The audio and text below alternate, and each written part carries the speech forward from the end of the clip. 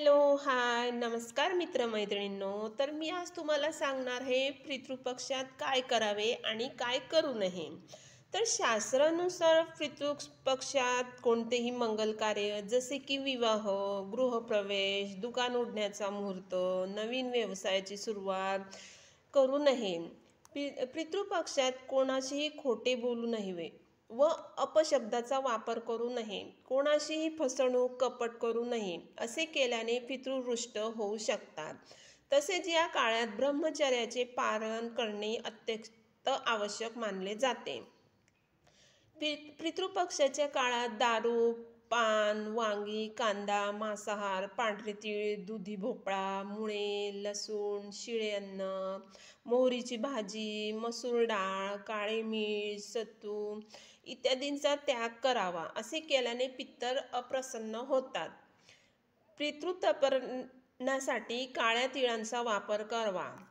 तर्पणासाठी कधीही पांढऱ्या तिळाचा वापर करू नये. तसेच श्राद्धाचे जेवण शिजवण्यासाठी लोखंडी वा स्टीलच्या भांड्याचा वापर करणे टाळावे. अन्न पितळेच्या भांड्यात शिजवणे व वाढणे योग्य मानले गेले आहे. पितृपक्षाच्या काळात जे अन्न पितरांसाठी तयार केले जाते ते चाखून बनवू नये व अन्न शिजवणाऱ्या व्यक्तीने ते आधी खाऊ नये. तसेच या काळात जर तुमच्या दारी गाय, ब्राह्मण, कुत्रा, भिकारी किंवा कोणी आले तर त्यांचा अपमान करू नये. पितरांचे तर्पण करण्यासाठी दुपारचे वेळी उत्तम मानले गेले आहे. म्हणूनच ब्रह्ममुहूर्तावर श्राद्ध करणे योग्य नाही. अपराह काळात तर्पण करणे अधिक पुण्यदायी मानले जाते.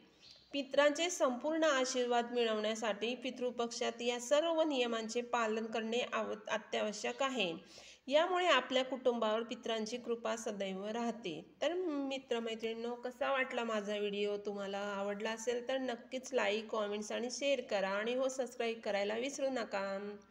चला तर मग बाय बाय. भेटूया पुढच्या व्हिडिओमध्ये. श्री स्वामी समर्थ.